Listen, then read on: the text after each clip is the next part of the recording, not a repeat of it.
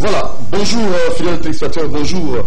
La matinale chez vous, Doudou Montiri est là pour vous servir. Moron Jambé à la réalisation et puis Londing là de l'autre côté de la baie vitrée, voilà, à l'exploitation.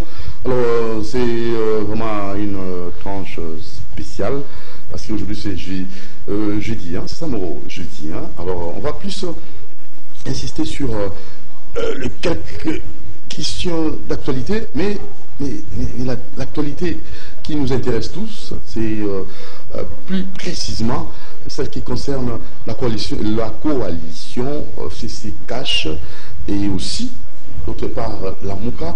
Alors, que pouvons-nous attendre de cette coalition? Est-ce que la voie des sorties faite de la crise pour permettre ainsi qu'il y ait un décollage vraiment de façon palpable et que le peuple puisse ressentir cela sur sa façon de vivre et surtout les sociales, voilà, parce que ça pose problème, notamment vers la fin de l'année. Il faut nécessairement que la population puisse vraiment savourer, hein, hein, puisse aussi vivre de façon agréable. Alors c'est possible avec cette coalition. Non, comment la coalition, excusez-moi, alors ce n'est pas un problème, vous comprenez, on va insister. Et nous avons fait appel aux amis, aux jeunes, qui vont aussi réfléchir et donner leur point de vue. Il y a d'une part les amis de Lamouka avec M. Efambé. Bonjour M. Efambé.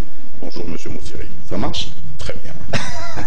Et il ne sera pas seul, il y a aussi notre ami Kabongo. Et il est aussi, lui c'est du FCC. Bonjour M. Kabongo. Bonjour. Et voilà, nous attendons l'arrivée. Ah, bonjour. Ça va là? Non, très bien. Ah, voilà, vous sentez qu'il y a vraiment l'amour. FCC a pessi moto ya la muka mbote. Donc, il a vraiment bandé l'amour pour la téléspectateur que tu vas y voir.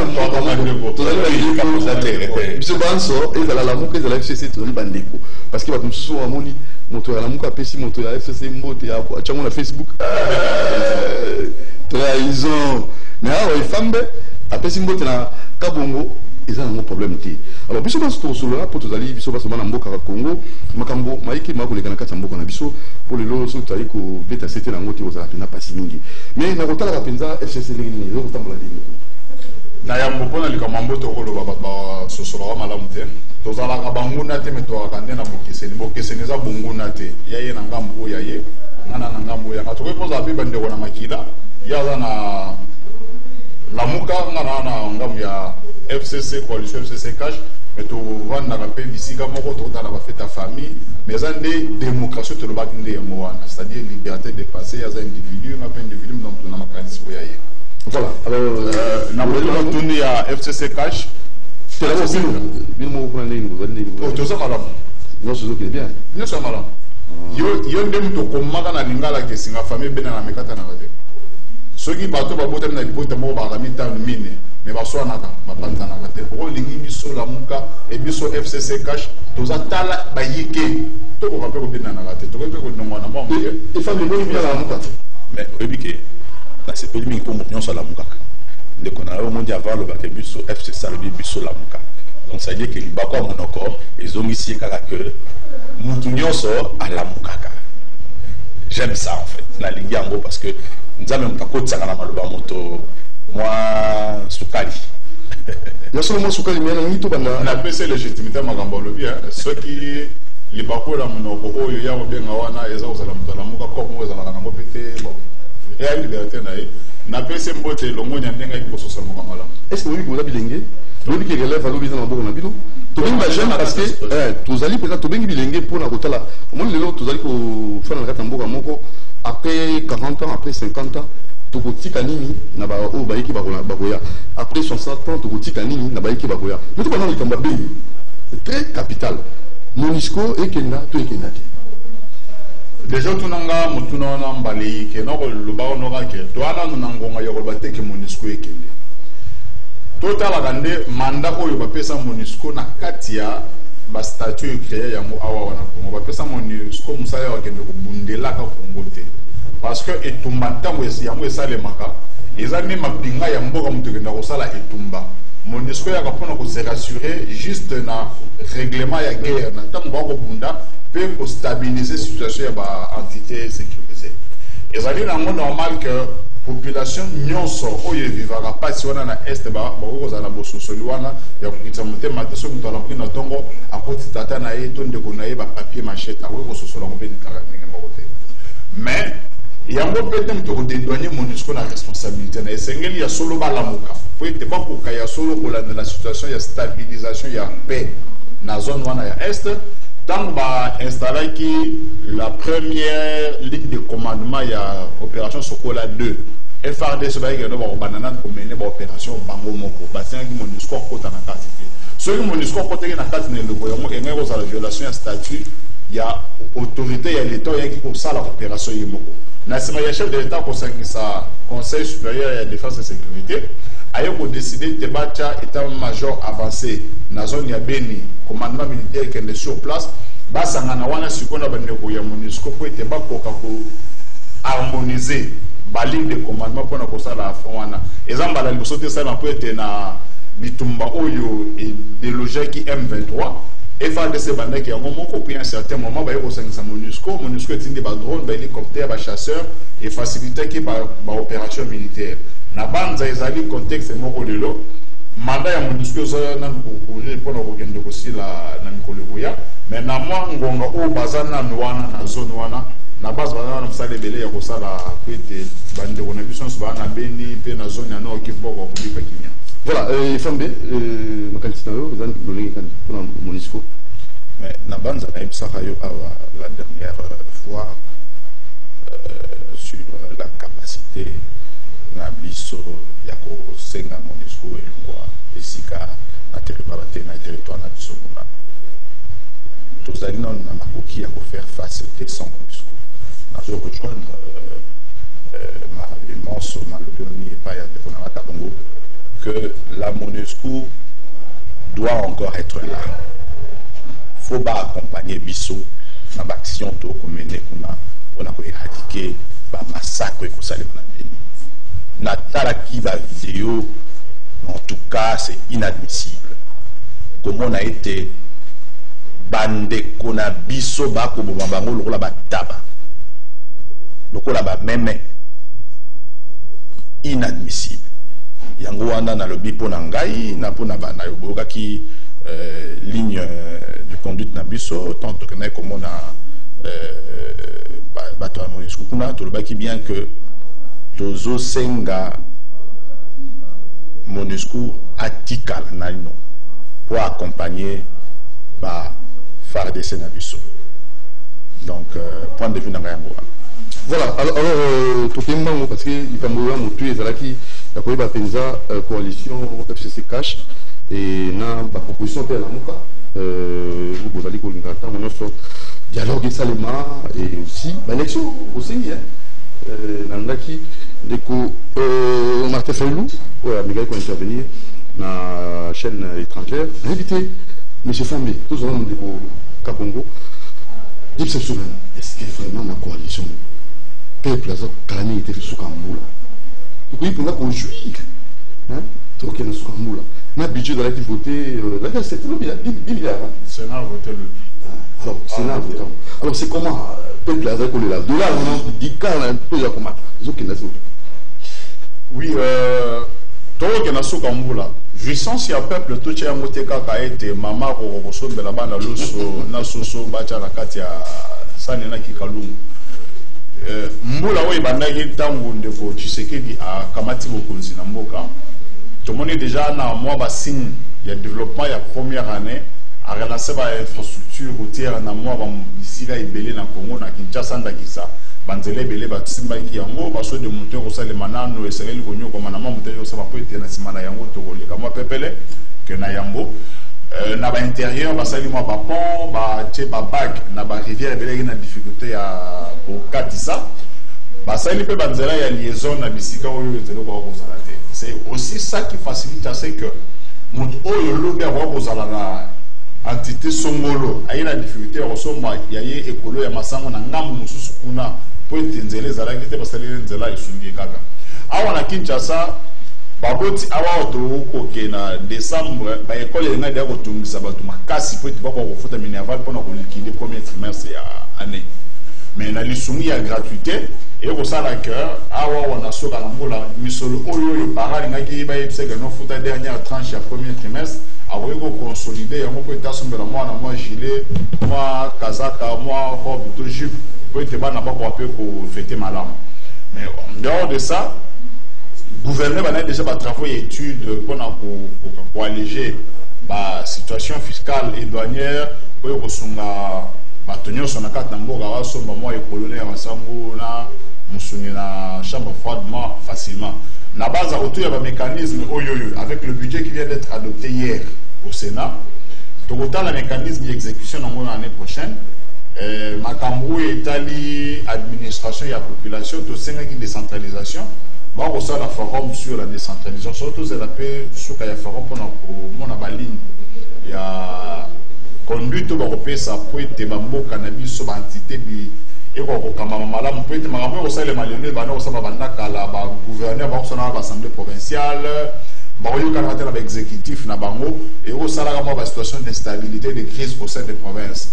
Bon, on peut trouver une solution qui est l'objet personne qui bâtit les conseils municipaux, na ba bourgmestre de communes élus, maire de ville élus, et comme que le bourgmestre na conseil n'est pas venu sur le ndongwane, c'est une source au panda, au kolongola, au destitué, et au la stabilité de l'administration, parce qu'on passe plus de temps à régler nos petites querelles politiques qu'à pouvoir penser au bonheur de notre peuple congolais. Il y a un moment où on a vu sur le parti congolais social-démocrate, le bandier de Sengeli tout côté dans l'Isanga, où il y a une coalition nationale populaire, c'est une peine à me pousser, où il y a une coalition congolais, soit à la Mouka, à la MNC, à la SID, à la IDPS, il y a PPRD, il y a pas de aussi, vous pouvez tenir sur le mois régulièrement. Dialogue. La discussion dans un État démocratique, c'est une situation ordinaire. Okay. Il y a besoin de une coalition nationale populaire et la coalition nationale populaire. Peut-être réfléchir sur le bonheur des Congolais. Qu'est-ce que tu veux que ça peut dire on a souvent dans la montagne sur ce malam. Tant que tu as un de l'année, tu as peut être en janvier, on a continué à avoir de l'empire, on a dépensé, mais on a fait janvier comme sous crise. Donc, ça, la monnaie est pour que tout le monde ait des bossos. Et nous, on va avoir un dialogue avec les Seigneurs, il y a un primature, il y a un ministère, et ça, on va ça la bien. Voilà, FMI. Quand on a une coalition, FCC Cash, nous avons la musique, aussi la réforme, et est-ce que vraiment un match, tout est dans le temps où la banque, tout est espéré, la moi a fini mon rendu. Mais besoin d'un symptôme, il y a crispation dans la coalition en terre. Besoin d'un côté. De deux,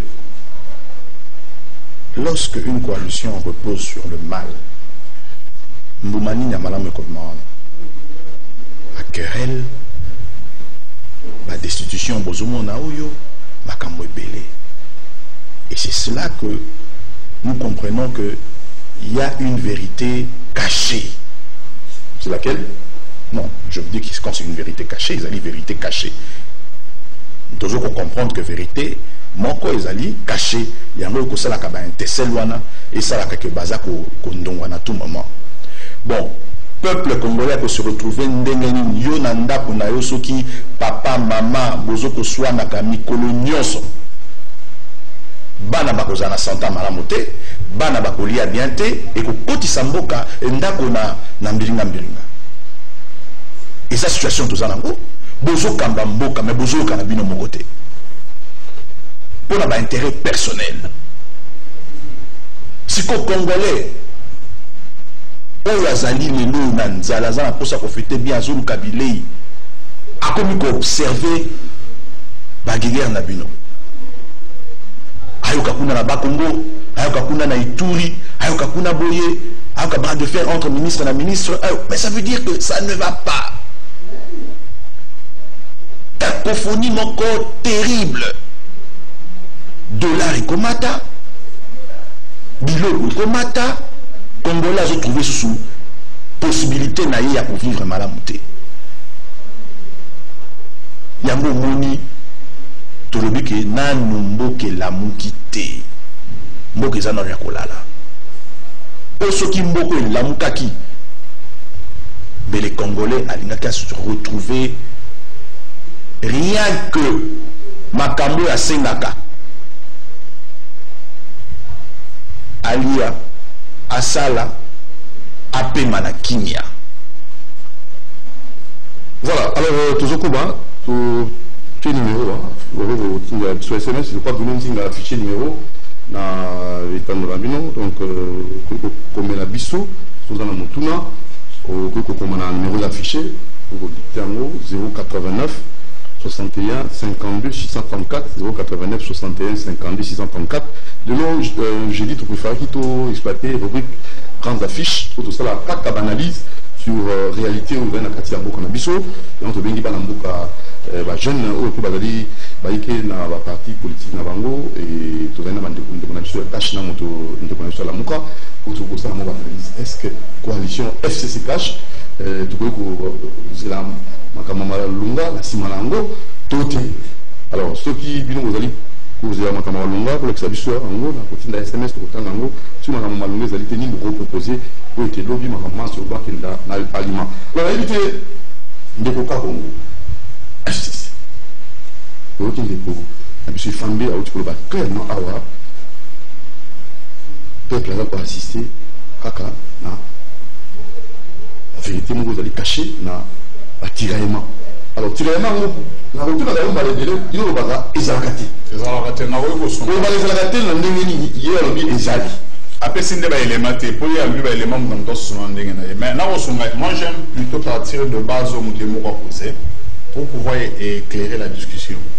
Alors le biso ba ba ndo wana c'est que na moi vérité cachée oyebi nga rappel membre MLC tango MLC Salemi et na Kinshasa comme mouvement politique et baliqué des sections militaires na gouvernement au bachaka en place Olivier Kamitatou comme cofondateur de MLC, secrétaire général en exercice, c'est-à-dire le plus proche collaborateur de Jean-Pierre Bemba.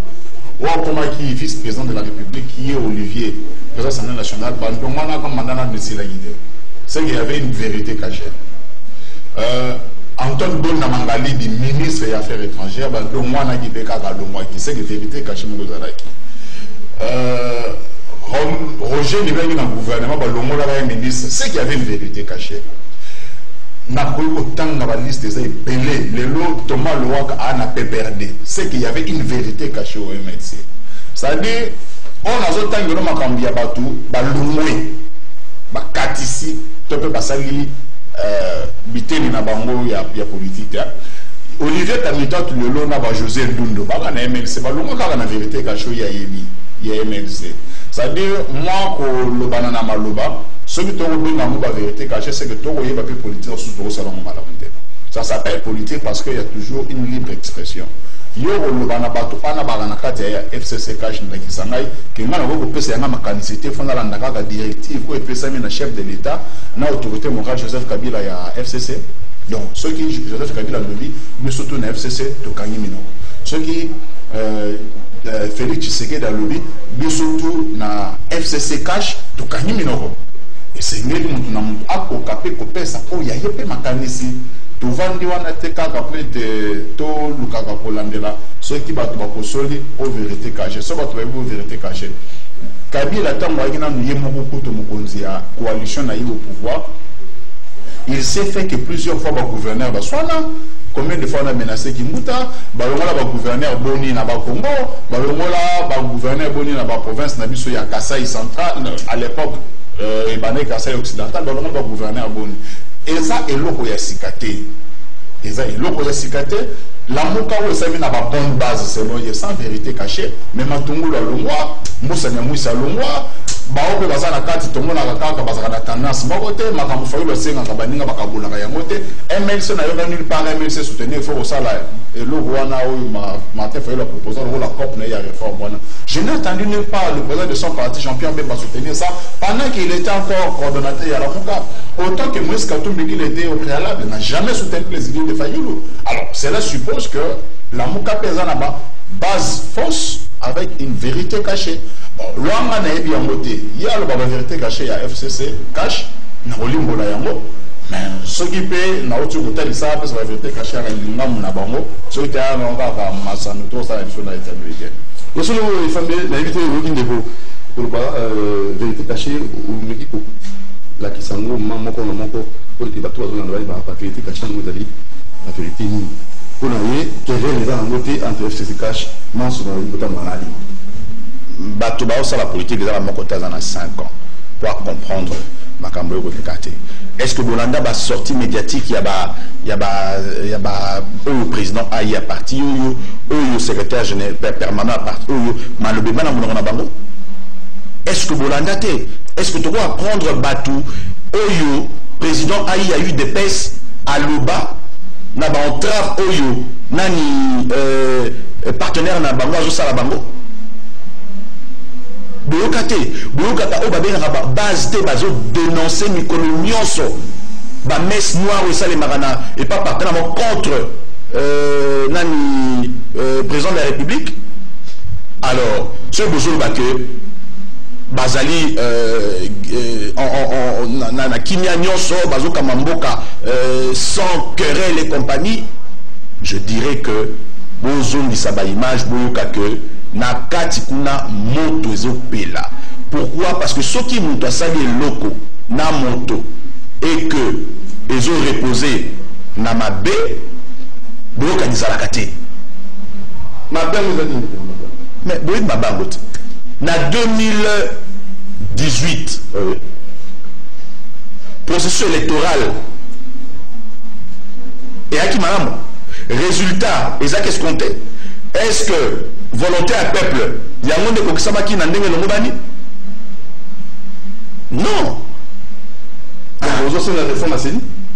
Il faut réforme à Séni. Séni le quoi bosso ngai nazo soutenir na plan ya failli nous amis réforme à Séni national constitutionnel. FCC et Tchande batata ba mama kuna pona liste na bango. Alors il faudrait réforme moi salema. Pour peser na énergie na biso nyonso pour être tout ça la action pour na ba réformer ba institution. Vraiment. Alors l'invité Kabongo, au niveau réagir, oui. Na biboya. Ndeko alobi makambo ya base te.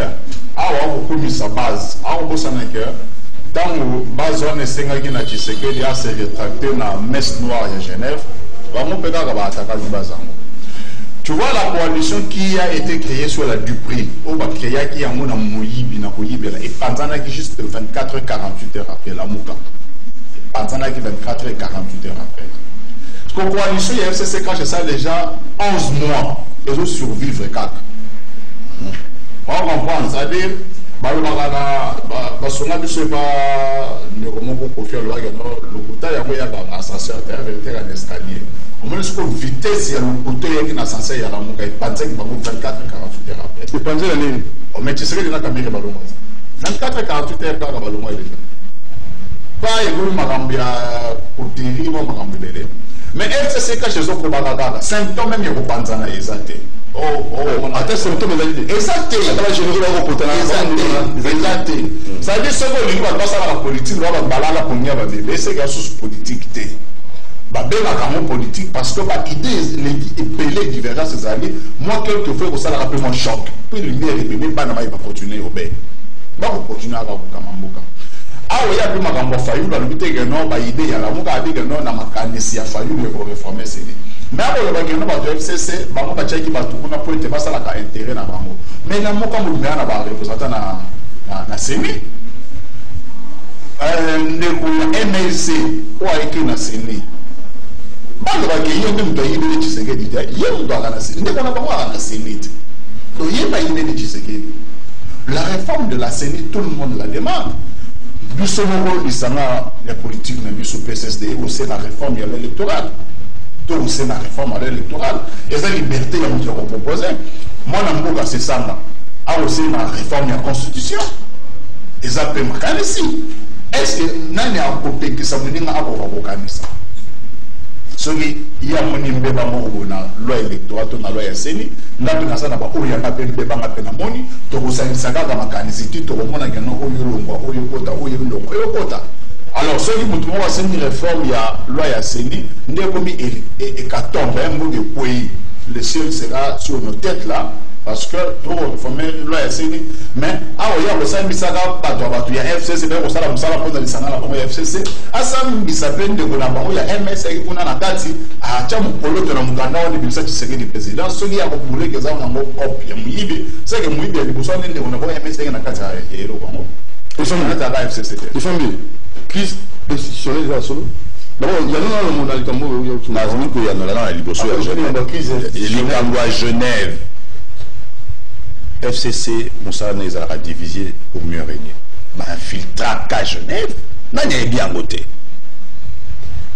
Tant que moni que bah vrai Congolais au Bazali na posambo que kendeli boso ba sangani. Bah infiltré parce que le bin a vu que 24 heures après et Panzani bah mo basation na 11 mois.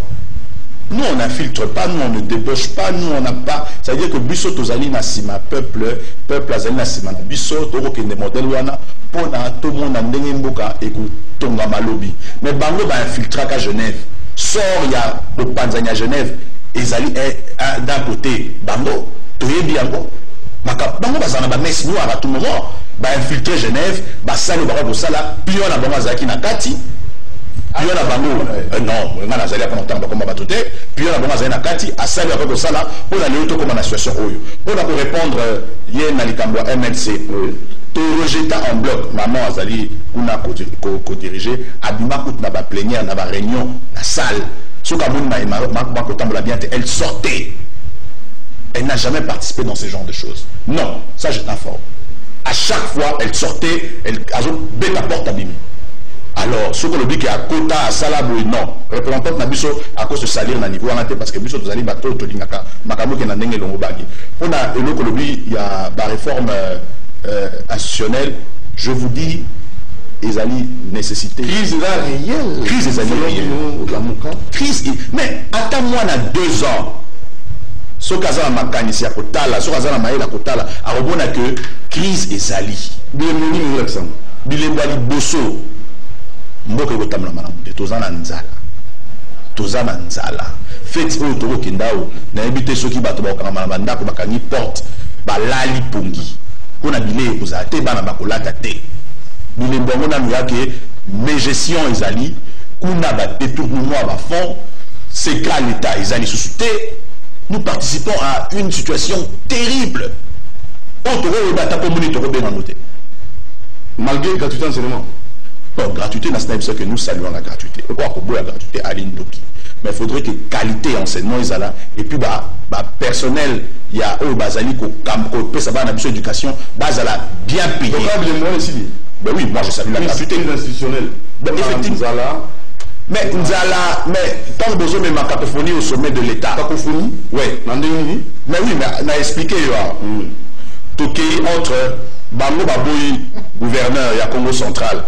Va voter contre Yé Poak dans la justice, va réhabiliter Yé, paf, va député la banque pour la majorité à Babimislié.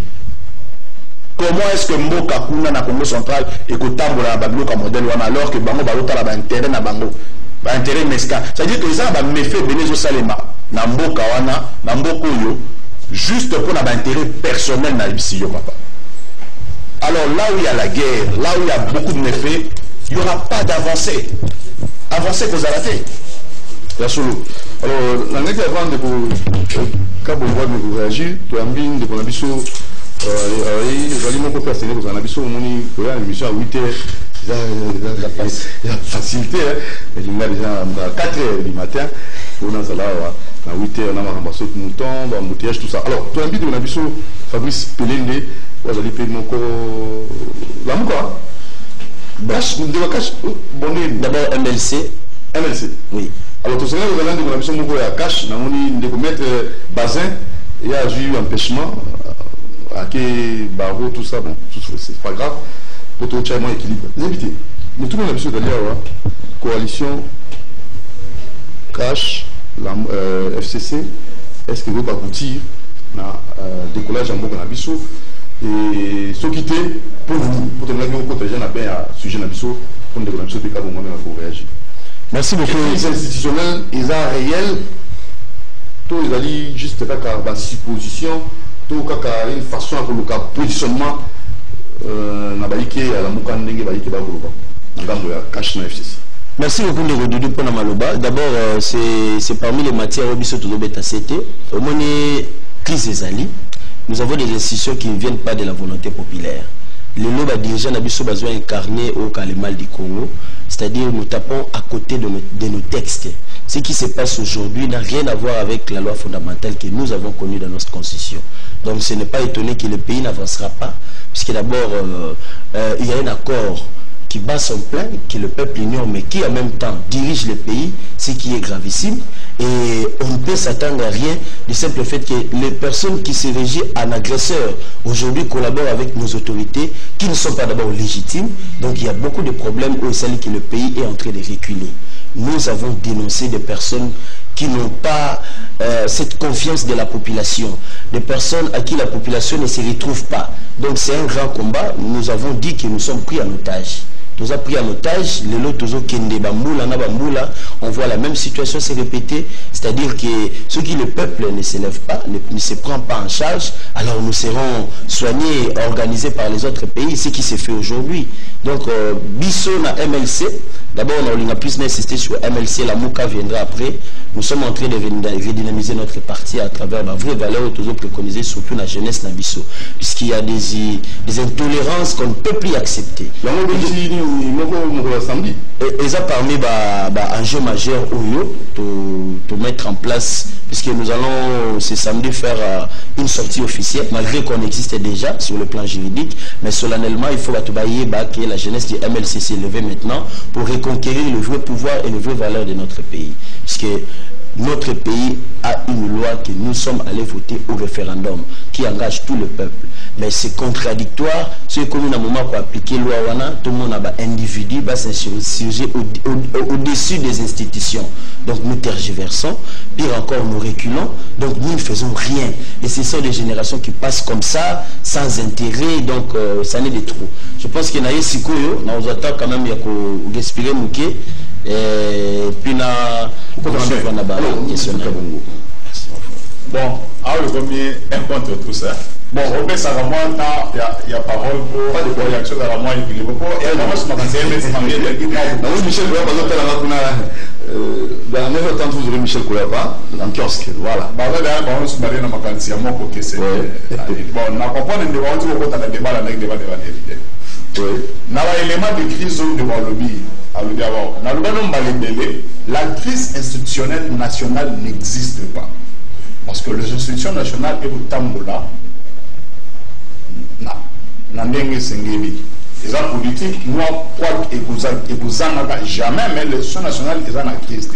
Mais sur le plan provincial, il y a des crises dans beaucoup de nos provinces. C'est vrai parce que les exécutifs provinciaux et les assemblées provinciales, basées dans Moboyou, Kanini, Débat, Congo, Ituri, ci et là, Zanko, Pérolanda, Moulongo, moi, crise des alliés. Mais sur le plan, il y a un Kassai oriental, crise des alliés, crise des athées, je pense qu'en Tanganyika, crise des athées. La crise politique dans ces provinces-là, et ça en étude au sein du gouvernement, et dans différents partis, c'est une liberté que le parti fonctionne autonome. C'est-à-dire il y a toujours des étages à respecter. Nego John Alobi était na Genève, FCC Moussa n'est pas infiltré à Gabatou. Mais ce qu'on a dans la liste de la coalition, on a bien à la Mouka. Tala bango malam, musu to utawa. Hakutaka na mambo kabila. Katule utawa. Kaka na mambo kabila. Musa nyamusa na kata utawa. Kaka na mambo kabila. Na msusu na tangite. Matumulu avance ministre na kabila. C'est-à-dire la coalition sur les 7 leaders en coalition, presque vraiment se passe que na bango ba ya kabila soit de infiltration moi. Ou ka ya moi. Fallu yemo wa yi des candidats comme opposition mais il y a la ba ku te yu tchaka kimuta maboko peut être wa kamba biso ngalo de Congo wa na Kinshasa. Ça dit c'est une coalition qui était fondamentalement kabiliste. Kamere yemo wa utana teka ki bakabila. Ça dit mon tombé mo wa tkala ba za na kabila tena bango tout et ka Tshisekedi on va dibler facilement. Bon, tout ce que j'avais en mais on a déjà la kabila na coalition il y a 1+4. Ça dit ma biloko yo. Sauf que plutôt on va infiltrer, c'est que nous accusons de nos propres irresponsabilité. Tous les irresponsables, il y a ça la coalition, l'amour sur de mauvaises bases, et pas 48 heures après. Alors ne commençons pas à chercher les démons auprès des autres, qu'il y ait pour infiltrer les autres. Soit il y a infiltration dans la politique, ils ont pété. Ils ont infiltré Pevadinga. Et puis de deux, tu vois pour ça la politique, c'est ça qui est infiltration. Parce que même les grandes nations au monde, mais c'est tous autour de ça, agent double, Yatineke Achamoko, c'est ça qui fait la politique, c'est parce que c'est un jeu de puissance, c'est un jeu de pouvoir. Ceux qui ont passé à contenir pour faire de sa stratégie, il ne faut pas accuser les voisins. C'est ce que je demande. L'AMOGA, c'est une structure politique qui existe. Les bases ne sont plus solides, autant qu'elles n'ont jamais été de par le passé. La partie politique de l'Ololobi, Jean-Pierre Bemba avec son aimé qui sait pas au moins la consolidation partie Nabango. Martin Fayoulou, a essayé pour regarder tout puissant candidat légendaire numéro 4. Nous étudions pour tenir ce parti, les communes à Sony, les Alawapi, existe à Gawapi. Bon, alors c'est une structure comme ça qu'il y a des gens qui n'ont plus d'assises populaires, mais est-ce qu'au Kangama, n'a Jean-Pierre Manamous, pour qu'il fasse un mode de communication, c'est quand même un passe-temps inutile. Le MLC va se consolider. Moïse Katoum va lancer son parti politique et puis on va aller autrement. Là, je vois Mouzitou dans le journal, non Bazaïba, Mwando et Mboukou à la cellule de la Mouka. Déjà, la nomination, Fachi, déstabilisation des gouverneurs, Fachi Samel. Donc, le président de la République a télémilliards. On a invité des femmes de Woki, réaction à Ndebonabiso Kabongo. Il y a une réaction, on a apporté soutien à Ndebonabiso, pour l'événement organisé. Le président Babembiste René a tiré déjà le mécanisme Nyonso pour soutenir l'activité dans le week-end pour poser vraiment apport à Babembiste dans le merci beaucoup. Na yoki ndekolanga kabongo malamu alors. Lorsque vous infiltrez, les stratégies que vous mettez en place, et ça dit kaka pona souffrance ya ba congolais. Aujourd'hui que ça stratégie politique. Mais stratégie politique na bino ezala pour le bien-être à Mokate. Ce sont des stratégies oyo les autres intérêt personnel. Et ça la stratégie pour le peuple à retrouver quand même Kimia na est kotoyo peuple azwa que là c'est malamu atanga et compagnie bato bakote ka ba trouver quand même un bon pour la commerce mais bino stratégie na bino ezala toujours pour la koboma ko bebisa na ko sala makambo nyonso oyo ya ba débauchage ya ko dédoublement et compagnie. Ça c'est la stratégie qui repose na FCC. Vous n'avez que de stratégie ya mabé. Nani ya ko lo ba ko tombola lo boko nbi ke FCC c'est pesa ba toute stratégie ya mbongwana ya changement ya mboko ke ndebi boso motote. Vous êtes vomi. Le peuple a besoin d'un changement total. Il y a un des deux biso MLC pour aider. Tout le monde ça y souffle, tout le monde ça y confiance dans l'acteur politique. Nous sommes comme un changement dans beaucoup. Et nous dévoilons et nous dénonçons vos stratégies de retraite politique. Et vous avez intérêt de mon côté pour le peuple congolais. Et ça a pour l'intérêt personnel. Il y a un moment que quand j'interviens dans ma campagne sur les stratégies, sur ma campagne 18 ans, ça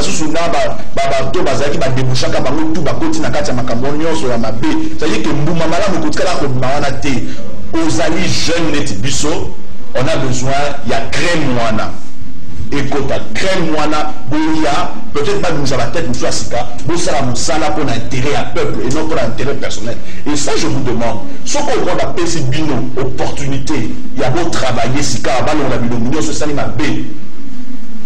Il y a la confiance dans les colonnes, on a une énergie renouvelante.